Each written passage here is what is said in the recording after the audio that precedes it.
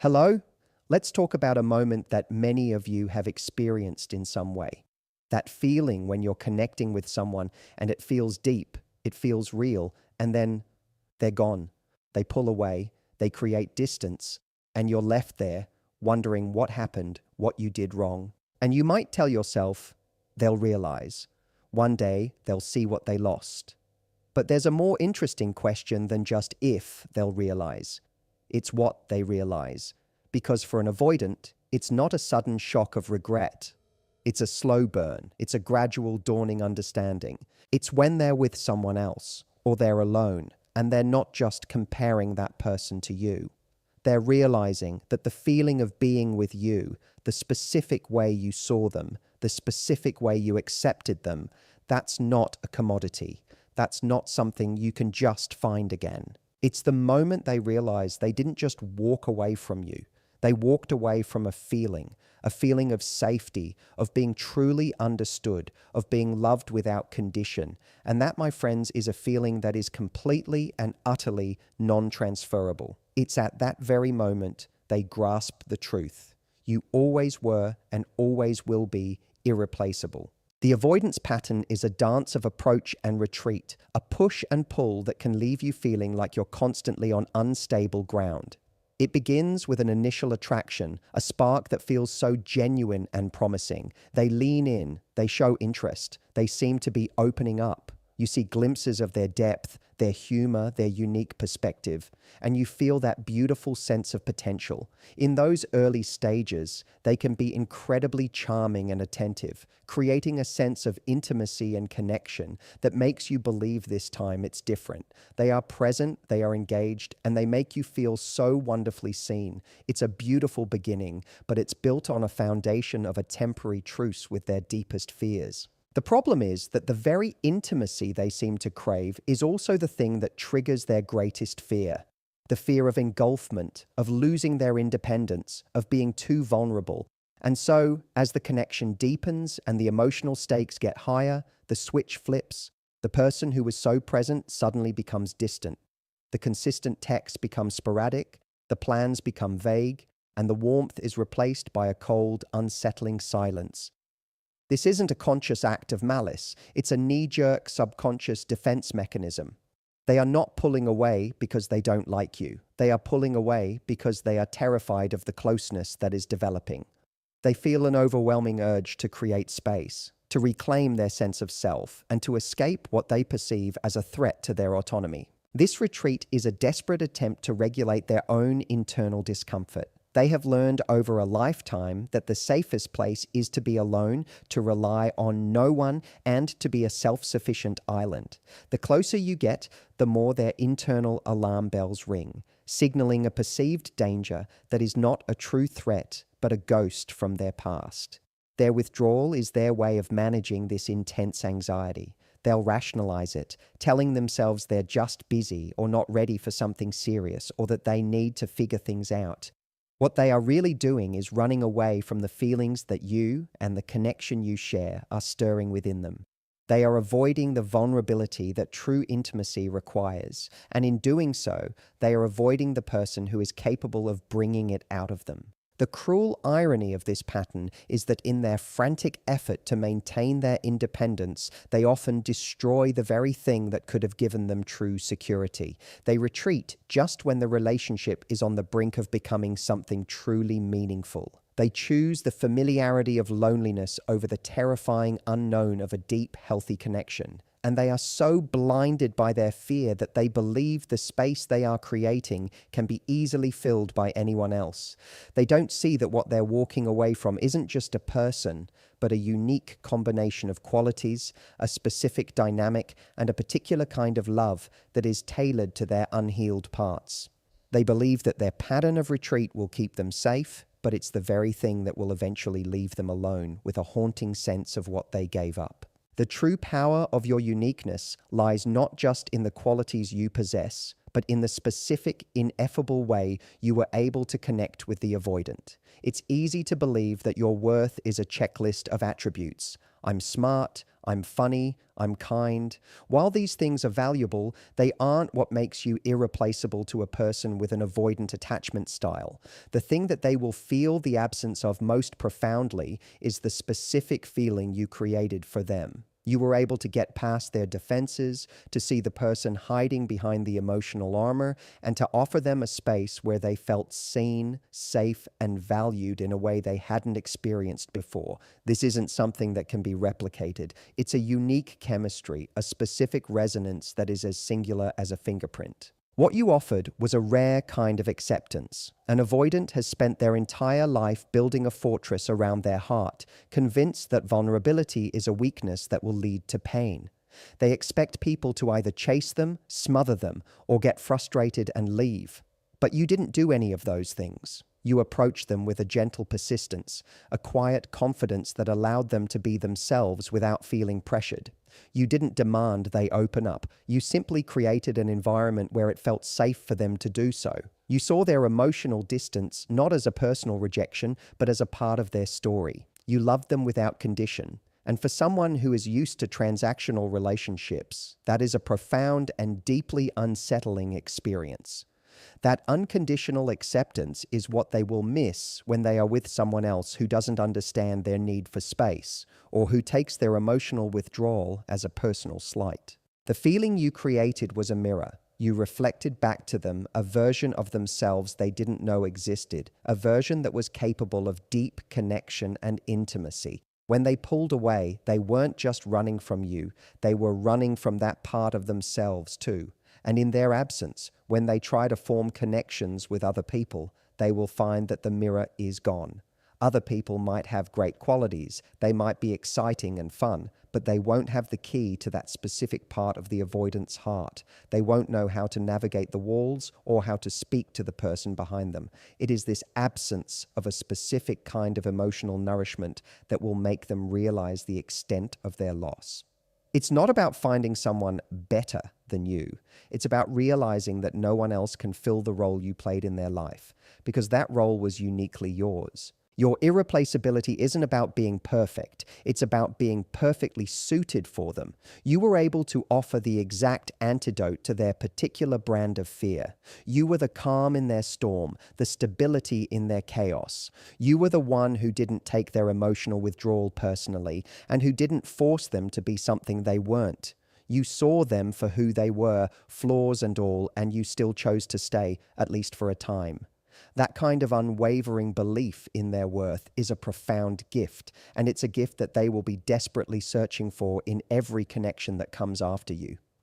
They'll find that everyone else is a poor substitute, a pale imitation of the one person who truly understood them, and that is a realization that will shake them to their core. The moment of realization for an avoidant is not a dramatic lightning bolt from the sky, it's a slow and agonizing burn, fueled by the stark contrast between the life they thought they would have and the emptiness they actually find. When they first pull away, they are doing it with a fantasy in their mind, a fantasy of a life free from the perceived pressure of intimacy, a life of complete independence where their emotional needs are met on their own terms without the risk of vulnerability. They imagine a world where their freedom is an endless, blissful landscape. But what they find is not freedom, it's a cage of their own making. The world they enter feels flat and unfulfilling. The superficial connections they make don't have the same emotional depth.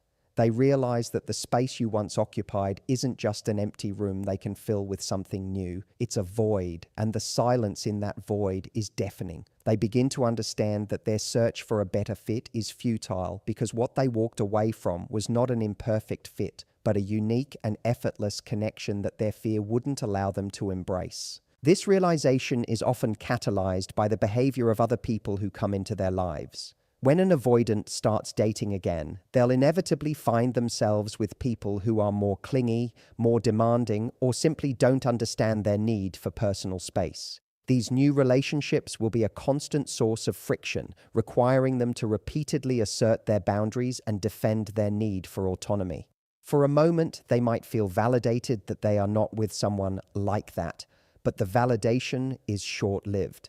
They'll find themselves having to explain themselves over and over again in a way they never had to with you. This constant comparison is a silent form of torture. They'll find themselves thinking, she just got it, or I never had to explain this with them. The grass they'll discover is not greener at all. It's barren. They'll see that you were the rare exception, the person who didn't try to change them or force them into a box. That realization is not a celebration of you, but a painful indictment of their own actions. The true moment of reckoning is often a private affair, an internal landscape of regret that they may never show on the outside. It's the moment they are alone, perhaps late at night, and an old memory flashes in their mind. A small, seemingly insignificant moment from your time together, a look, a touch, a shared joke, comes back with a surprising, visceral power. They'll find themselves replaying these moments like a movie they can't rewind. They'll try to distract themselves, to push the thoughts away, but they always return. This isn't just nostalgia, it's the phantom limb pain of a connection they willingly amputated. They feel the absence of your presence, the loss of your particular brand of warmth and security with a gnawing emptiness that no amount of busyness can fill. It's in these quiet moments that the intellectual understanding of their avoidance gives way to an emotional one, forcing them to confront the fact that their fear has cost them dearly. Ultimately, the realization is not just about missing you, it's about a deep, uncomfortable confrontation with themselves. They'll finally understand that their pattern of pulling away isn't a sign of strength or a healthy need for space. It's a self-sabotaging behavior that has left them perpetually alone. They'll realize that the true source of their fear was not you, but the possibility of a love that was so real, so powerful, and so terrifyingly genuine that it threatened to break down their protective walls. The moment they realize you are irreplaceable is the moment they finally, truly, and painfully understand that the person who stood in the way of their happiness was always themselves. It is the beginning of a long and difficult journey of self-reflection, a journey that you, in your beautiful and irreplaceable way, set in motion. When an avoidant finally has that moment of realization, a complex cascade of emotions and potential actions follows. The first and most common result is a silent, internal struggle. They will feel a profound sense of regret, but due to their core nature, they are highly unlikely to express it. Their fear of vulnerability is so deeply ingrained that admitting they made a mistake feels like a form of emotional suicide. They may be tormented by thoughts of you, but the idea of reaching out and facing the potential rejection, or worse, the potential for a deeper conversation about their own behavior, is simply too terrifying. Instead, they will enter a period of quiet obsession. They'll look at your social media, they'll check in with mutual friends, and they'll replay memories in their mind, all while keeping a safe, emotional distance. This is their way of trying to get a taste of the connection without the risk of intimacy. A painful and often fruitless exercise that only serves to underscore their loss. For some, this internal struggle may lead to a tentative attempt to re-establish contact. This is not a grand romantic gesture. It's more often a breadcrumb, a random text, a like on an old post, or a message that says, "Hey, how have you been?" They will do everything they can to test the waters without actually diving in. This is a critical moment for you to understand. This isn't them coming back fully formed, ready to commit and be vulnerable. This is them checking if the door is still open, if you are still a safe harbor they can retreat to when the world gets too difficult. They are not fighting for you. They are simply trying to reclaim a comfort they lost. It's a test to see if you will chase them again, and if you respond with immediate eagerness, you are confirming their belief that they can have you on their own terms without having to do the hard work of change. This is the moment to remember that their regret is not the same as growth. The aftermath of their realization is also a test of your own self-worth. You will be faced with the choice of whether to re-engage with someone who has demonstrated a pattern of emotional withdrawal. The temptation to believe that they have changed or that this time will be different can be overwhelming, especially if you still hold a place for them in your heart. But their regret is for their own pain, not necessarily for the pain they caused you. They are missing the feeling you gave them, not necessarily the person you are. This is why it is so crucial to remain grounded in your own value. Your worth is not determined by whether or not they realize their mistake, and it's certainly not validated by their return. You are a complete whole person regardless of their actions. Their realization is their journey, not yours. Your job is to decide what is best for your own emotional well-being, and whether you are willing to risk your peace for a connection that has a history of causing you pain. Ultimately, their realization is a powerful testament to the impact you had on their life, but it should not be a sign for you to stop moving forward. The beautiful and heartbreaking truth is that they may always remember you as the one that got away, the person who loved them in a way no one else could, the person who made them feel safe enough to be vulnerable, even if just for a moment. But you cannot live your life waiting for them to come back. You have to live your life as the main character, as someone who is moving towards a future that is fulfilling and authentic. Their regret is a confirmation of your power, but their regret is not your responsibility to heal. The most powerful thing you can do is to continue to thrive, to build a life filled with purpose and meaningful connections, because a person who understands their value doesn't wait for someone else to validate it.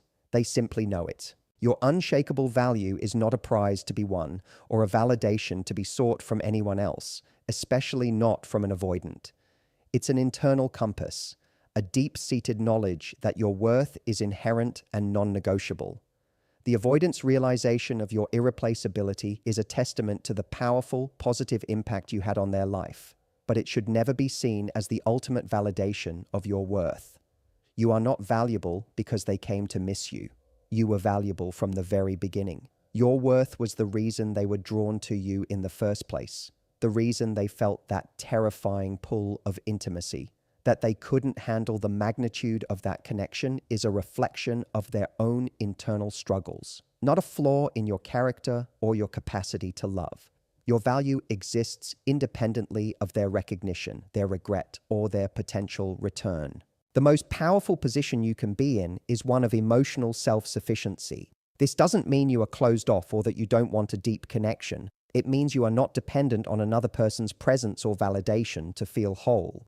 When you understand this, the avoidance return becomes an opportunity for you to exercise your power, not a desperate moment to be seized. If they come back, you can approach the situation with a clear mind and a sense of calm. You can ask the right questions, not from a place of fear or neediness, but from a place of grounded strength. You can assess whether they have actually done the internal work to change their patterns, or if they are simply seeking a temporary emotional fix. The beautiful irony is that when you are no longer chasing them, they are the ones who have to face their fears and do the work. Your detachment becomes a powerful catalyst for their growth, but it is not your responsibility to manage their healing. Continuing to live a full and authentic life is the most compelling and attractive thing you can do. The avoidant, from their place of quiet regret, will be watching. They will see you building a life that is vibrant and meaningful, a life that doesn't revolve around them. They will see you making new connections, pursuing your passions, and radiating a quiet confidence that comes from knowing your worth. This is the ultimate proof of their loss. It's one thing to regret losing you when they are alone and miserable. It is another thing entirely to regret losing you when they see you happy and thriving without them. Your happiness becomes the most potent form of validation, not for them, but for you. It's a statement that you chose yourself, that you refuse to let their fear diminish your light, and that you are not a consolation prize waiting for someone else's approval. The truth is, some avoidants may never come back. They may carry the regret for the rest of their lives, but their fear of vulnerability will prevent them from ever taking action, and that's okay. Your unshakable value means that you don't need their return to find happiness. You have already demonstrated your capacity for deep, authentic connection. You have already shown that you are worthy of love. You have already proven that you are not replaceable. The freedom in this understanding is immense. It frees you from waiting, from hoping, and from the painful cycle of a one-sided dynamic. You can move forward with a sense of peace, knowing that you gave it your all, that you loved fully, and that the person who truly lost out was not you, but them.